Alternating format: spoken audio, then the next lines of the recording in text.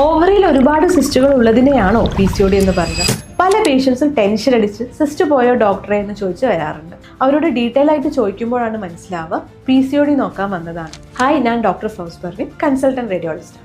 എന്താണ് PCOD? നമ്മുടെ ovaries ബൾക്കിയായി അതിലുള്ള ഫോളിക്കിൾസിന്റെ നമ്പർ കൂടി അതൊരു മാലയുടെ മുത്തുപോലെ ചുറ്റും അറേഞ്ച് ചെയ്യപ്പെടുന്നതിനെയാണ് പോളിസിസ്റ്റിക് ഒവേറിയൻ മോർഫോളജി എന്ന് പറയപ്പെടുന്നത്. പക്ഷേ നോർമലി ഹെൽത്തി ആയ പല പേഷ്യൻസിനും ഇങ്ങനെയുള്ള മോർഫോളജി കാണാറുണ്ട്.